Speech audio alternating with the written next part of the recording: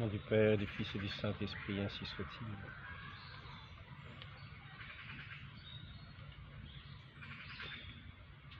Rayon de soleil se lève dans la nuit. Le matin, nous voyons les premiers rayons du soleil paraissent qui viennent éclairer nos regards. Ils viennent se poser sur l'horizon pour éclairer nos regards.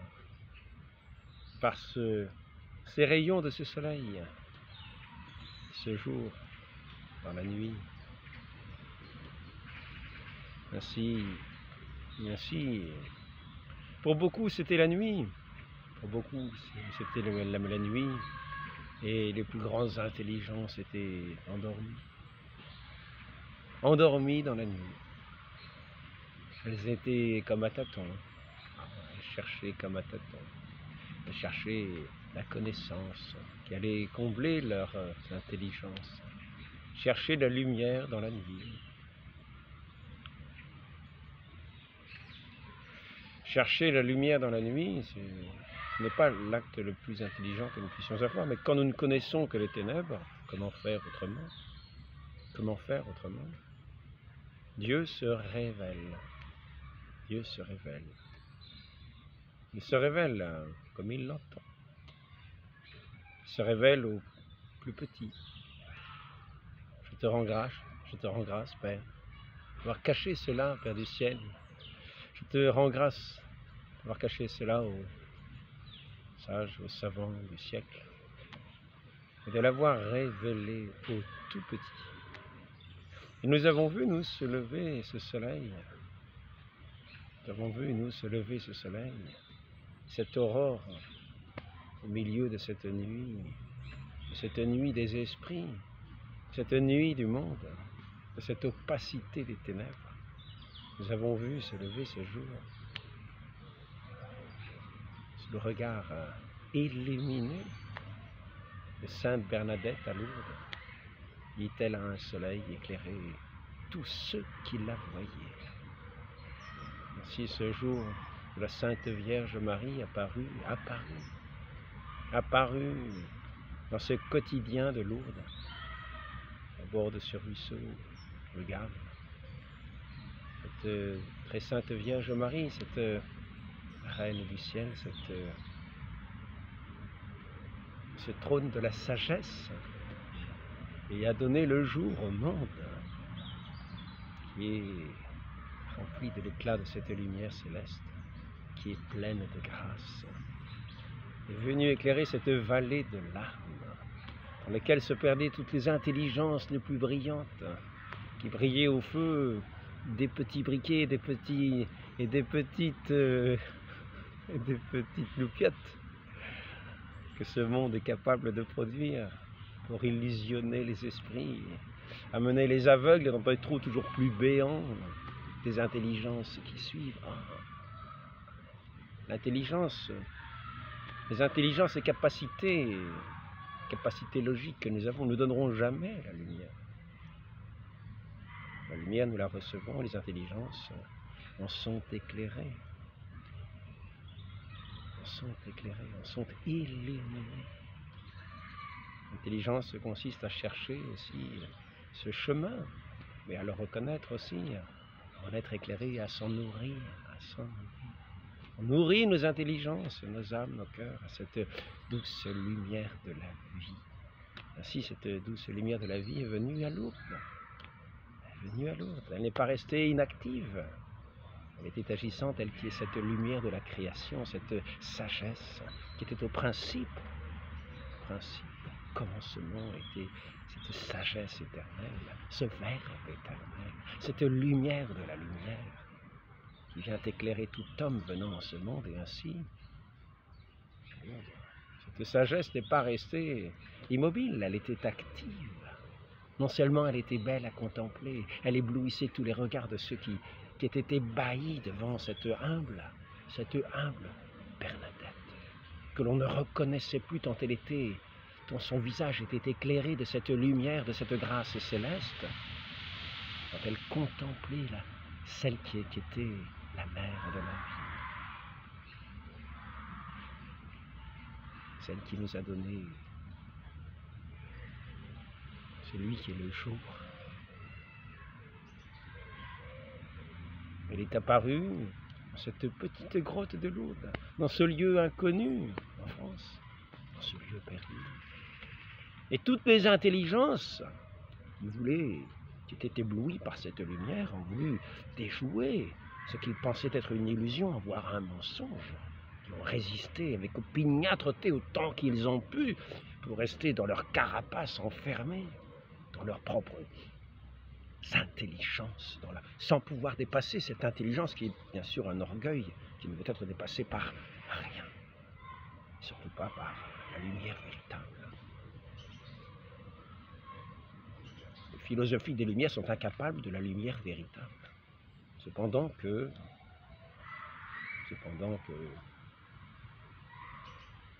notre Seigneur nous répète: je vous rends grâce, Père du ciel, d'avoir caché cela, sage et savant du siècle, et de l'avoir révélé aux tout petits, aux tout petits. Et ces tout petits sont établis dans cette lumière, toute leur joie, toute leur force, qui est leur paix. Et ainsi nous avons vu Sainte Bernadette confrontée à tous les docteurs de cette vérité du monde, à tous ces enquêteurs, le commissaire Jacobet qui l'a passé devant les interrogatoires, qui repassait tous les événements récités par Sainte Bernadette, tous ces événements dans le moindre détail pour la prendre en défaut. Et toutes ces intelligences se cassaient les dents devant cette simplicité même, devant cette évidence même. Et on avait beau lui envoyer quelques soudards, quelques gens pour aller la soudoyer, avec une petite bourse en or posée sur une table.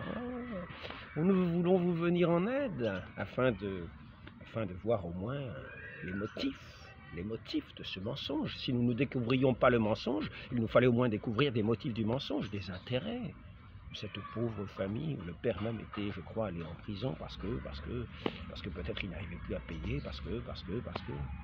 Mais cette famille était honnête, ils n'ont voulu. Ils n'ont rien accepté, aucun argent. Mais des gens sont voulus leur venir en aide. Cette famille humble et pauvre a refusé, c'est toujours resté incorrompu.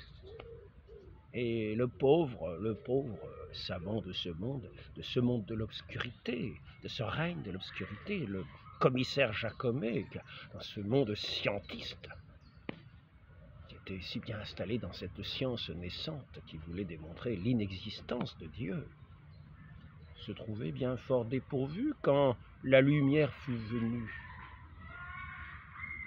Et ainsi, il a dû faire retraite. Peut-être à la fin de sa vie a-t-il été converti. Ainsi, cette lumière divine, cette lumière qui est la source, et aussi la force créatrice. C'est aussi cette lumière de toute la création qui vient, cette lumière créatrice, cette pensée créatrice, cet esprit créateur est venu guérir ceux qui n'étaient pas obstinés dans leur intelligence bouffie, qui ont eu la simplicité de venir à cette source qui a jailli sous les doigts de Sainte Bernadette, là où il n'y avait pas de source. Elle a gratté la terre sèche à la demande de la très sainte Vierge, et l'eau a commencé à jaillir. L'eau a commencé à jaillir comme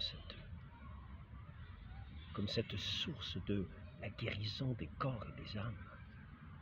Cette source matérielle qui signifiait cette force immatérielle de Dieu agissant dans ce monde, étant la lumière de ceux qui veulent bien s'ouvrir, ouvrir leur intelligence. Cette lumière véritable à la vérité même. Et ainsi les pauvres, les petits, les humbles, ceux qui n'étaient pas enfermés dans leur dans leur science, dans leurs connaissances, qui ont bien voulu accepter cette lumière du jour, de cette intelligence, de cet esprit divin, de ce Dieu maître de toutes choses, sont venus humblement se laver à la source et ont obtenu toutes les guérisons. À quoi avons-nous reconnu l'œuvre de Dieu? Devons-nous en attendre un autre? Où es-tu celui qui doit venir? La réponse, c'est la question posée à toute intelligence. Devons-nous en attendre un autre? Est-ce là l'aboutissement? Es-tu l'aboutissement de nos recherches? Es-tu celui qui doit venir, qui va être toute notre vie, toute notre grâce, toute notre plénitude de grâce et de bonheur, qui va combler nos intelligences, mais non pas pour les rendre bouffies, non, simplement pour contenter la raison, et la rendre sage, simplement, mais agissante dans un bon sens. Voilà l'intelligence. Il ne s'agit pas de faire des raisonnements vains, d'être capable de manipuler, non, simplement l'intelligence qui agit dans le bon sens. Comme un oiseau qui vole, il va se poser sur sa branche. Pas plus compliqué. Ainsi, cette intelligence est comme cet oiseau qui, tout à fait naturellement, agit dans ce monde. Comme un oiseau va se poser sur une branche. Ainsi, nous avons vu à l'œuvre cette lumière du monde, celui que tout homme est appelé à venir contempler, à le connaître, pour l'aimer, pour devenir non pas des fils des ténèbres, mais des fils de la lumière, être plein de ses enseignements, de celui qui est la bouche même de Dieu, le Verbe éternel. Le Verbe éternel. La très sainte Vierge Marie, quand elle est apparue, ce soleil dans notre nuit, est venu éclairer d'une façon radieuse le visage de Sainte Bernadette, à ce point qu'on ne la reconnaissait plus. Sa mère disait, mais Bernadette n'est plus Bernadette. Si, elle était Bernadette, mais elle était cette Bernadette dans la grâce divine, illuminée de cette grâce divine, de cette lumière à la fois extérieure qu'elle contemplait, ce pur reflet du ciel, la très sainte Vierge Marie, qui en même temps est éclairée, illuminée intérieurement par cette joie qui remplit le cœur et qui s'exprime dans toute la modestie sur le visage, dans toute la simplicité d'un cœur pur. Et tous ceux qui étaient autour, ces milliers de personnes qui jour après jour s'étaient assemblées, étaient émerveillés, venaient contempler le moindre reflet de cette grâce sur ce visage de cette pauvre enfant qui devant eux ouvrait le ciel. Ainsi, les pauvres sont venus à l'écoute de la très sainte Vierge Marie, la très sainte Vierge Marie qui avait son chapelet autour d'elle. Aujourd'hui, je ne l'ai pas pris malheureusement. Elle qui a donné ce rosaire à Saint-Dominique pour toucher nos cœurs, pour entrer dans ces mystères de son Fils. Salut Marie, pleine de grâce, Le Seigneur est avec vous, vous êtes bénie entre toutes les femmes. Jésus, le fruit de vos entrailles, est béni, car cette très sainte Vierge Marie, cette aurore, est venue dans cette nuit de notre France, qui est venue éclairer notre France à Lourdes, et le monde entier, dans ces ruisseaux de grâce, ils se sont répandus jusque dans le monde entier. Du monde entier, des pauvres sont venus à cette humble source claire et pure.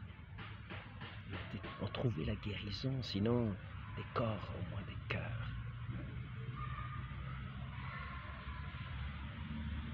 Et par ces mystères du rosaire, la très sainte Vierge Marie nous invite à contempler son Fils, car ces œuvres merveilleuses de son Fils se sont prolongées dans notre humanité, comme il le disait. Vous ferez des œuvres plus grandes encore, car je m'en vais. Ainsi, ces œuvres de cette grâce, de ce royaume de Dieu, de ce Dieu à l'œuvre, celui qui est le Créateur, qui cherche ici-bas ses enfants pour les combler de sa grâce, pour leur donner cette vie dont il abonde. Il est la vie en abondance. Il est venu donner la vie en abondance.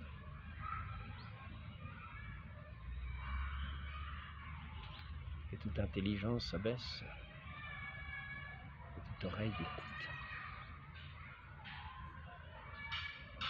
pour avoir la vie en abondance. Et ainsi, très Sainte Vierge Marie, en même temps que tous ces miracles étaient accomplis, ces milliers de guérisons de partout, les gens les plus humbles, de simples bébés que les mères portaient, quasiment de nouveau-nés, d'aveugles, de sourds, de boiteux, quasiment de personnes qu'on recouvrait déjà du drap de la mort, et qui ont été guéris, non pas là, je parle de quelqu'un qui a été guéri après un accident de train, après plusieurs années, puis qui était justement mourant, qu'on recouvrait du drap.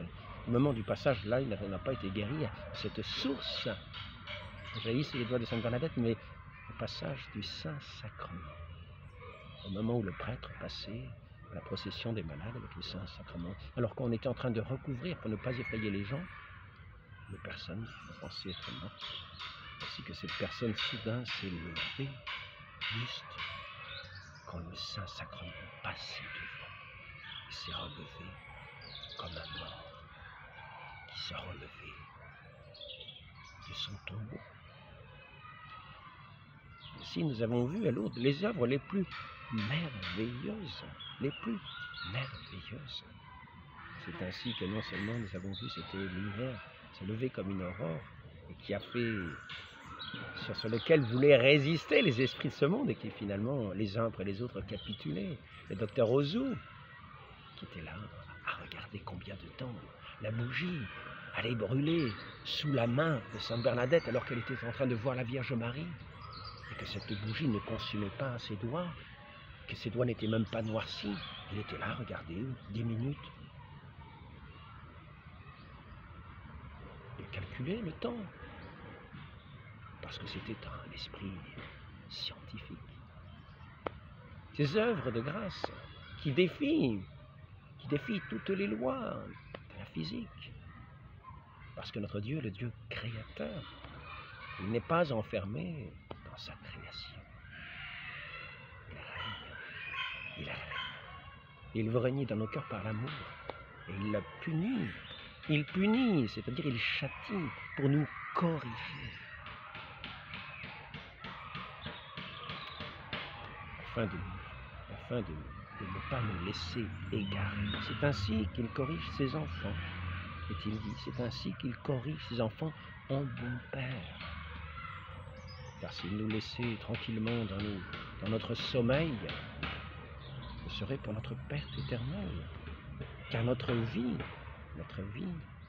consiste dans cette connaissance de notre Dieu, dans cette acceptation de notre Dieu, dans cet amour de notre Dieu que nous avons accepté de reconnaître, de connaître, que nous avons laissé venir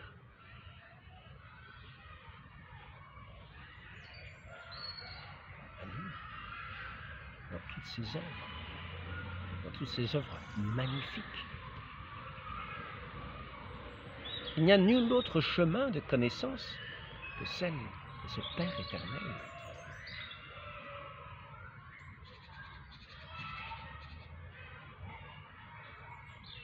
La connaissance du Père, c'est le Fils. C'est son Fils unique. C'est le Verbe de Dieu qui est la connaissance du Père. Le Père, ce Père éternel, révèle son Fils à qui il veut. Je te rends grâce, Père, d'avoir révélé ces mystères aux plus petits, de l'avoir caché aux sages et aux savants, de l'avoir révélé aux tout petits, au cœur humble, y avait cette disposition à respecter ce Dieu, à l'aimer, à se tourner vers lui, à s'en réjouir, à le glorifier.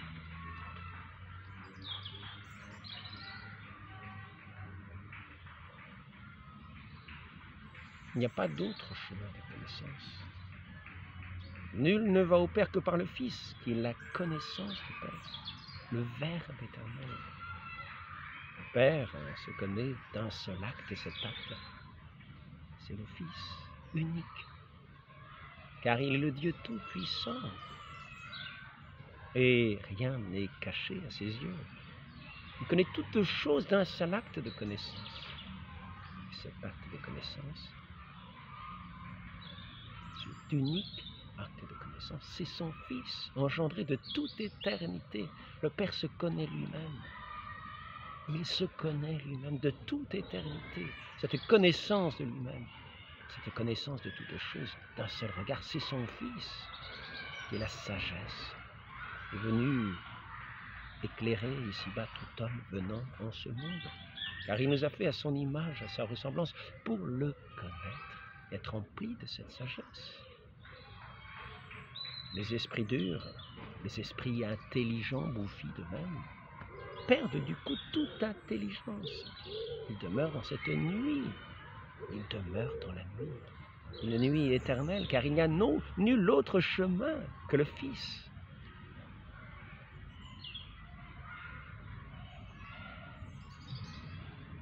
Pour accéder au Père, pour connaître le Père, qui est la vie même. De même que le Père est la vie, le Fils est la vie. Le Père et le Fils sont un. Le Saint-Esprit. Saint-Esprit, cet esprit d'amour, vient répandre en nos cœurs, c'est cet esprit de vérité aussi. Dont notre Dieu veut nous combler. De sources jaillissantes en nous. Non pas simplement sur une terre qu'on va gratter. Sainte Bernadette est venue faire jaillir la demande de la Vierge Marie.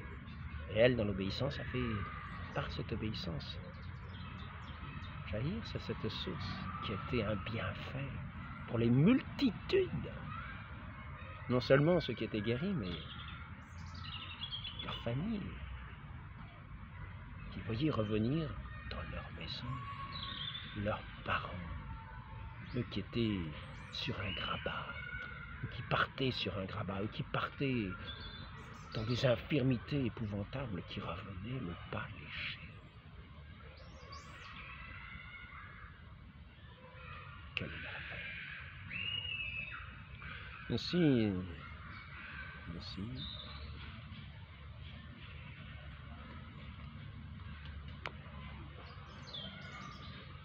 il n'y a nulle autre connaissance.